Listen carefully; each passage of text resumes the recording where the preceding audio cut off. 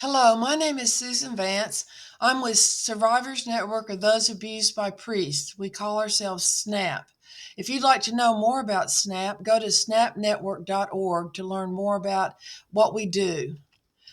Um, I want to give a summary of the weekend of Standing for Survivors of Clergy Sex Abuse. This was the past weekend, April 30th and May 1st. We started out with a flyer which gave our basic idea that we are standing for survivors so they won't stand alone. And we had vigils in Knoxville and in Gatlinburg over the weekend. These are the two places where the vigils were: St. Mary's in Gatlinburg and the Cathedral of the Sacred Heart in Knoxville. Let's start with April 30th, 2022. That was Saturday night. We were at uh, Gatlinburg. This is the church, St. Mary's Church there. I was married here over 30 years ago, so I have fond memories of Gatlinburg and this particular church. Um, the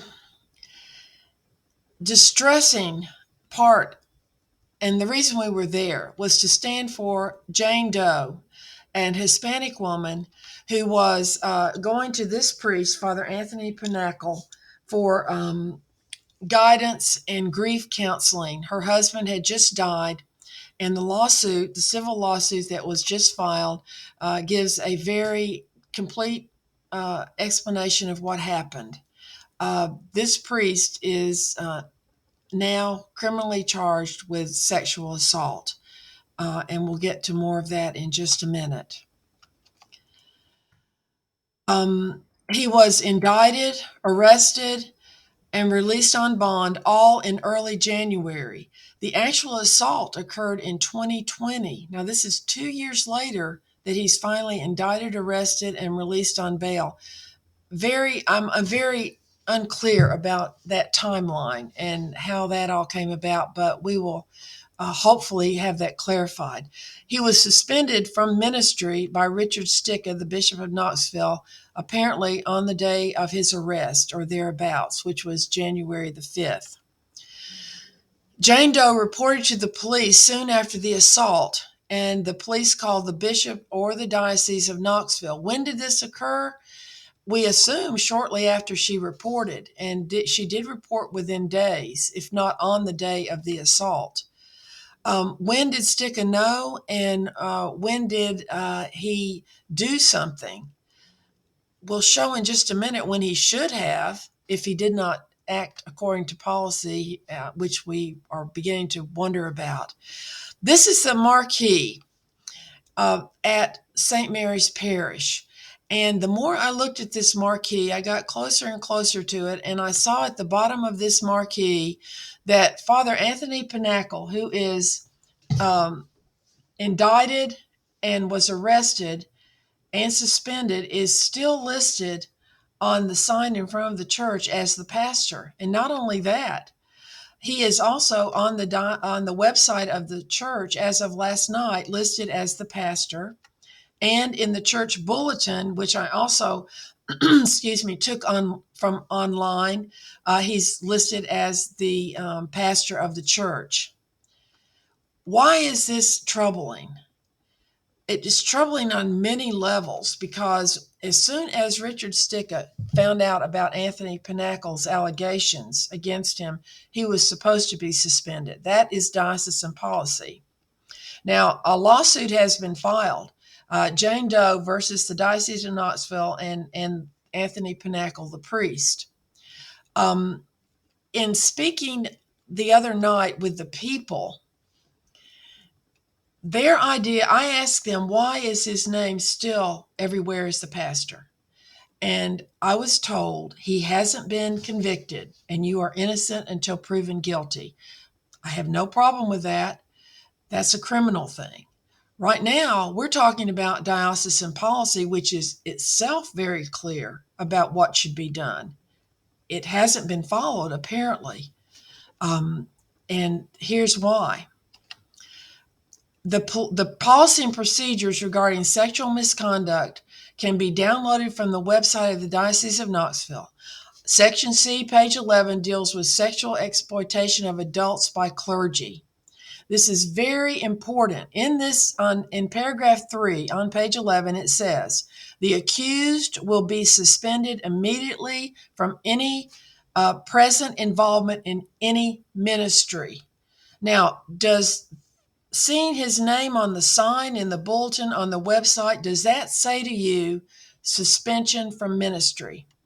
It does not say that to me, and it's eerily reminiscent of everything that's gone on for 20 years in this diocese. We started out with a name on a building that we tried to get down. More on that later. We're still at the let's leave his name up, because that erodes trust in the victim and gives false hope about this priest. And the people want hope about their priest, there's no doubt. The diocese should know better.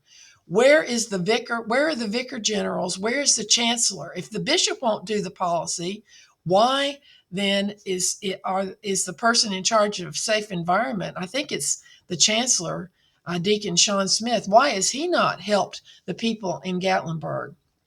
And make no mistake about it, it is not the people in Gatlinburg. It's not their fault at all. They are simply acting on guidance from the diocese, which is either zero guidance, which is typical.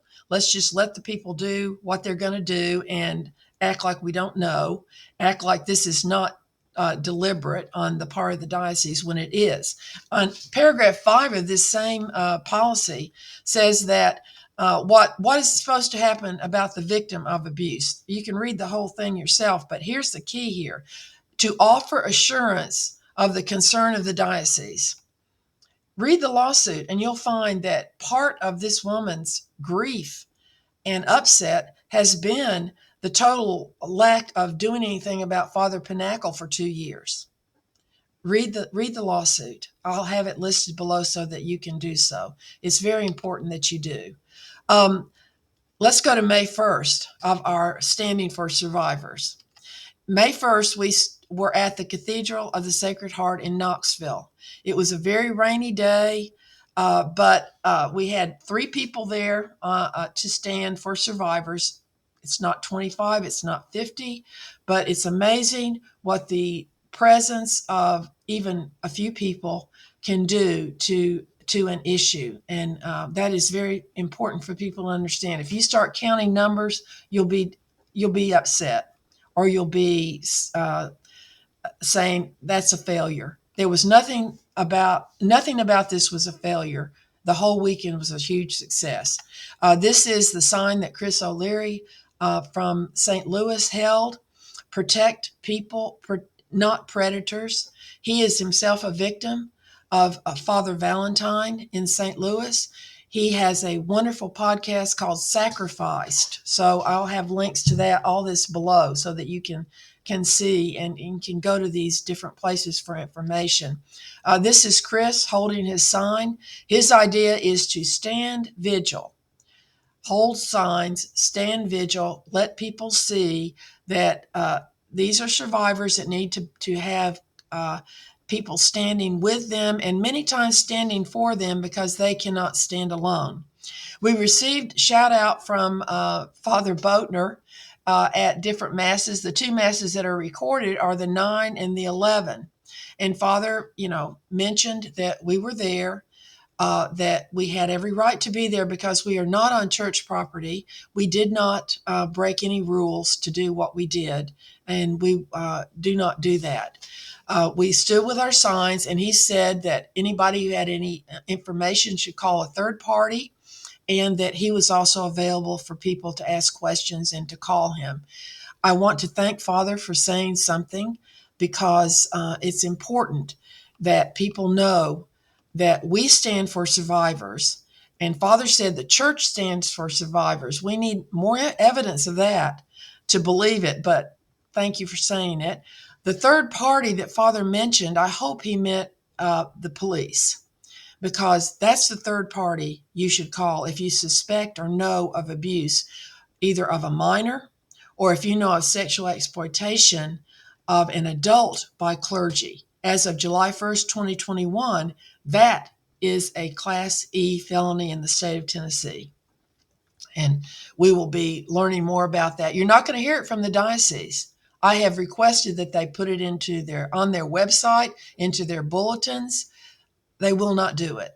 So maybe it's time for you to talk to me about that and to ask the diocese. Perhaps if you ask, they're not going to do it for me. So maybe if others ask, where is the policy about sexual exploitation of adults? Jane Doe needs to be stood up for in this diocese. Here are the things to take away from the weekend. First of all, it was a great success. Secondly, we need to start a campaign, Justice for Jane Doe. We have got to make sure that this woman's rights, as a Hispanic speaking woman who has obviously gone through immense trauma here, and the diocese has not, according to reports, helped the situation at all. In fact, they are part of the lawsuit. Number one on the lawsuit, actually, is a defendant. Call the police if you suspect or know of abuse. If you are unsure about what to do about that, call me and I'll help you. I've gone with many victims. I've talked to many police departments on behalf of victims and with victims and their supporters, so I can help you with that. Some people ask what they can do. They're afraid of Bishop Sticka, afraid he will take retaliation on their children in the Catholic schools. And I'm not making this up. This is a constant refrain that we're hearing. We are afraid of Bishop Sticka, afraid of his retaliation.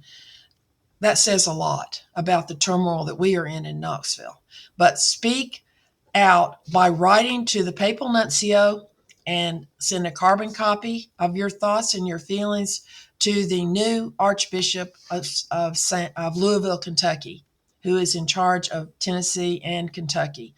Write and ask, and just in the letter, if it makes you feel more safe, ask that your name not be released to Bishop Sticka.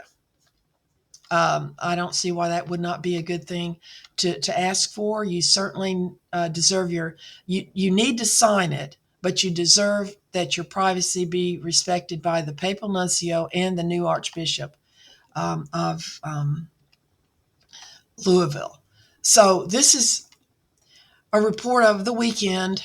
If you have any questions, please go to rememberthesurvivors.com. The contact page has my information. You can call me or email me. I'll put some information below also. We need to really stand for our survivors. These are victims of clergy sex abuse, whether as a child or through sexual exploitation as adults. Let us stand for these survivors because this is the right thing to do, and give a clear message to the diocese, either Knoxville, Nashville, or Memphis, that we do stand with our survivors and we're not going to let this go. More about the Justice for Jane campaign in a later video.